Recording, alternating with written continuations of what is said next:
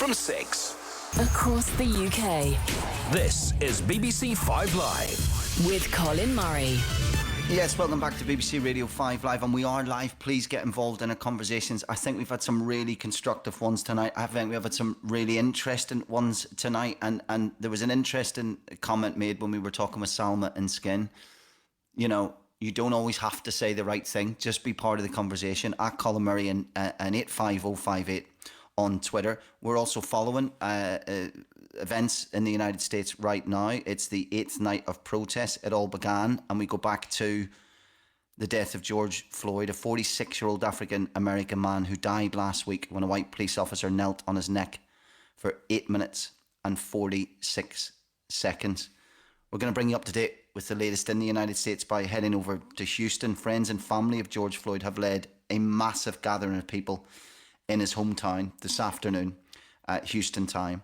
He will be laid to rest there next week. Local news reports say 25,000 people and growing have gathered, as I said, a protest led by friends and family of George Floyd.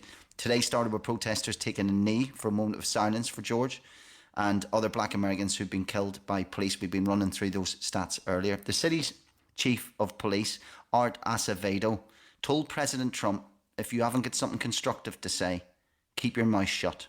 And here's what he said to the protesters on Sunday. People don't say, where's this anger? You know what I told them?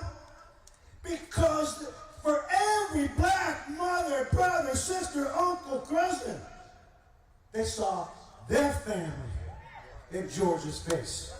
They saw their brother in George's face. They saw their blood sitting on there quietly saying, please help me. And I'll tell you right now, I don't care what people think, because I know my God put me in this position not to keep my job, but to do my job and to lift him up. And we will get through this because we're Houston. We will not let people come into our city and tear it up. I think unless you follow American politics and American life, in a situation like this, there are complexities to it. You know, we think of the USA as one country. It is 50 different states, and within that enforcement and government that has its right to determine what happens in that state. And I think the conflicting opinions that you get is because there are different policies, there are different approaches to it in each state. Brandon Caldwell is a reporter who's been following the protest we're talking about here, as I said, led by the family and friends of Floyd. 25,000 is the number we have. He's right there now and he joins us. Brandon, welcome to the BBC. Thank you. Thank you for having me. Talk me through what I have been watching from my screen and even just from looking with pictures, and I'm on the radio live, so there's certainly no volume on it. It seems emotionally charged, to say the least. Well, being from Houston and being a native Houstonian, this one is kind of taking on a different life of its own. So you have literally thousands of people from different walks of life, whether they be Black, Hispanic, Caucasian, carrying signs along the walk that we took from a park called Discovery Green to City Hall in Houston, Texas.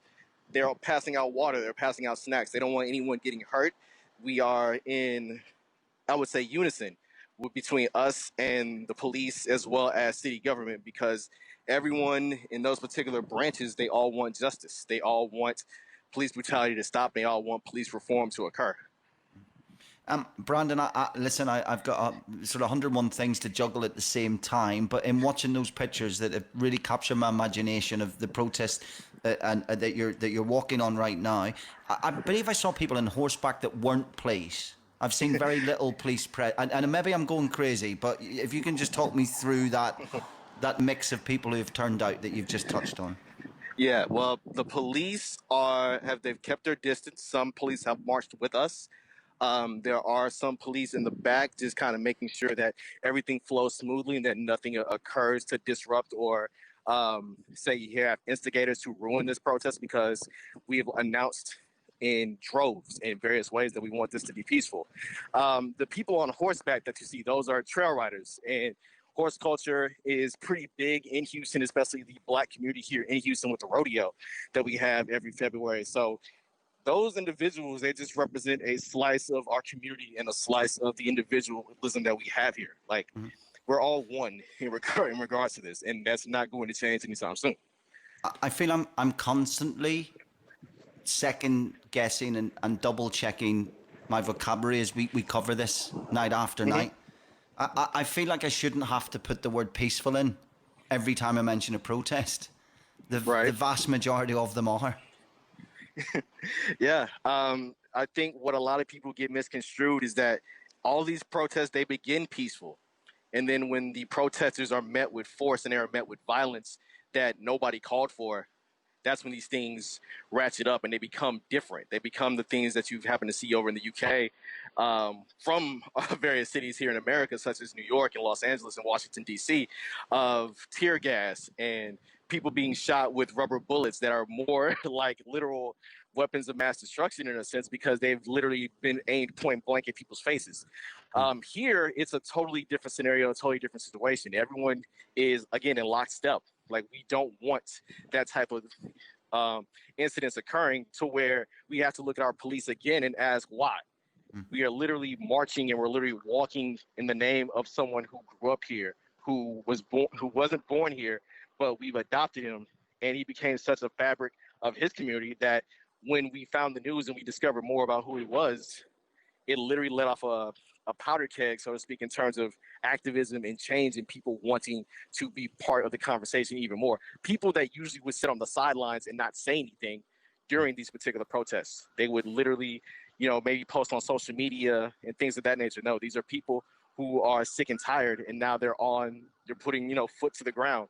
They're letting their voices be heard. They're writing out signs. They're demanding change. They're demanding reform in all different various ways. Brandon, you'll do a much better job than I just did in terms of summing up the complexities of how we look at this from the other side of the Atlantic. We look at the USA as a country, I was saying, but it's 50 different states. How important has been the words that have been spoken by the police chief? We've just played some of them out in terms of how that relates into what you're saying in the street. The words of Chief Art Acevedo are very important. I believe that in order to have a start, just a basic start in terms of police reform, you have to see people for their humanity. And what our police chief has done time and time again, whether it be denouncing the president of the United States, his particular rhetoric is that he wants to unite people. He wants to make sure that policing is not a matter of brutality or overreach. It's more of, we are in the community, we are here to help, we are here to serve, we are here to make sure that, incidents like what happened with George Floyd don't happen here.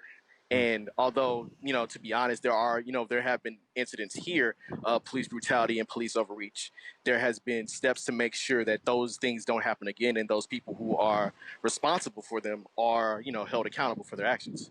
I know your publication is written about this, and you've already touched on it in one of your answers, Brandon. I really appreciate you giving up your time, but you mentioned getting to know about his life in Houston. I picked up little snippets of it. Certainly, he was involved in the city's music scene. Tell me a little bit more about that. So, for a lot of people in Third Ward and beyond, they knew George Floyd as a basketball star. They knew him as a football player. Musically, he was part of the Screwed Up Clique, which is a group helmed by the late DJ Screw. And Screw culture and Screwed Up music is basically a matter of, you slow down music, but it takes you to an entirely different world.